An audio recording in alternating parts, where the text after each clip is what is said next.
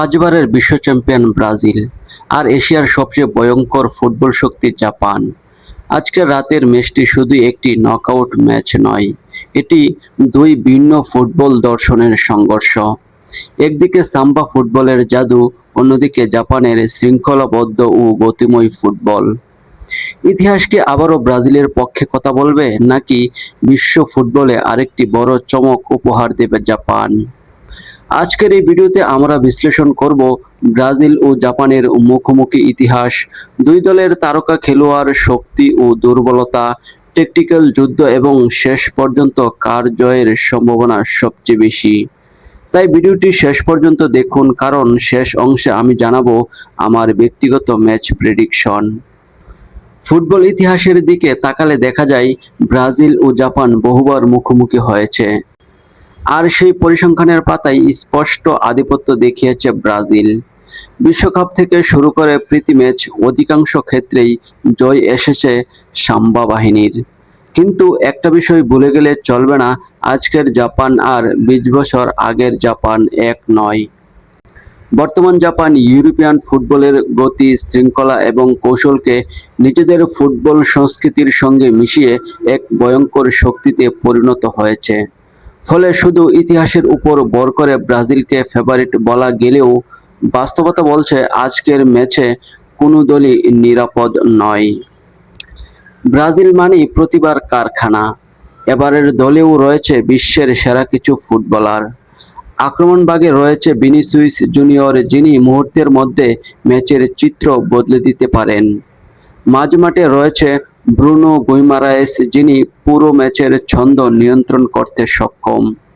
আর গোলবারের নিচে আছেন অভিজ্ঞ আলিসন বেকার। ব্রাজিলের সবচেয়ে বড় শক্তি হলো তাদের ব্যক্তিগত দক্ষতা। একটি ছোট ভুল, একটি ফাঁকা জায়গা এবং কয়েক সেকেন্ডের অসতর্কতা, এগুলি ব্রাজিলের জন্য গোলের সুযোগ তৈরি করতে পারে। কিন্তু দুর্বলতাও আছে। সাম্প্রতিক সময়ে ব্রাজিলের রক্ষণভাগ কখনো কখনো অপ্রয়োজনীয় ঝুঁকি নেয়, আর তখন প্রতিপক্ষ যদি দ্রুত কাউন্টার অ্যাটাক করতে পারে তাহলে ব্রাজিল বিপদে পড়ে যেতে পারে।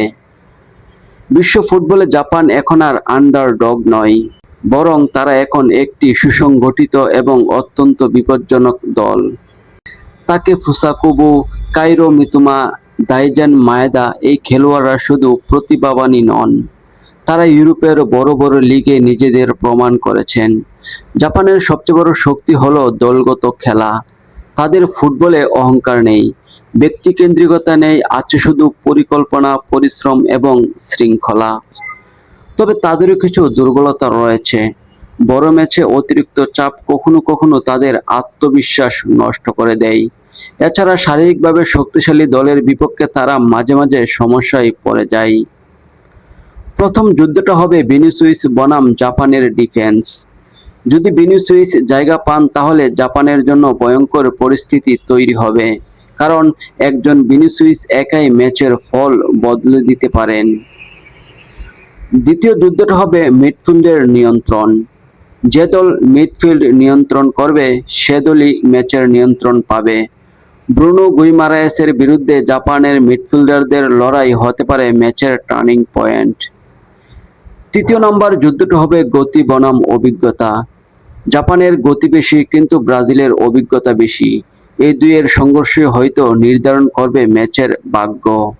কাগজে কলমে, ইতিহাসে এবং ব্যক্তিগত প্রতিভার বিচারে ব্রাজিল কিছুটা এগিয়ে রয়েছে। তবে বিশ্বকাপের নকআউট ম্যাচে ইতিহাস খুব বেশি গুরুত্ব বহন করে না। এখানে এক মুহূর্তের ভুল, এক মুহূর্তের জাদু সবকিছু পাল্টে দিতে পারে। আমার বিশ্লেষণ অনুযায়ী ব্রাজিলের জয়ের সম্ভাবনা 60%। অন্যদিকে জাপানের জয়ের সম্ভাবনা রয়েছে 25%। অতিরিক্ত সময় এবং টাইব্রেকারের সম্ভাবনা রয়েছে 15%। তবে যদি জাপান প্রথম গোলটি করতে পারে তাহলে ব্রাজিলের জন্য ম্যাচটি অত্যন্ত কঠিন হয়ে যেতে পারে। তাহলে বন্ধুরা, আজকের এই লড়াই শুধুমাত্র ব্রাজিল বনাম জাপানের নয়, এটি ব্যক্তিগত নৈপুণ্যের বিরুদ্ধে দলগত শৃঙ্খলার যুদ্ধ। এটি সাম্বা ফুটবলদের বিরুদ্ধে এশিয়ান নতুন শক্তির পরীক্ষা। আপনার মতে কে জিতবে? পাঁচবারের বিশ্ব চ্যাম্পিয়ন ব্রাজিল নাকি এশিয়ার গর্ব জাপান? আপনার মতামত অবশ্যই কমেন্টে লিখুন। ভিডিওটি ভালো লাগলে লাইক দিন, শেয়ার করুন আর আমাদের চ্যানেলটি সাবস্ক্রাইব করতে ভুলবেন না।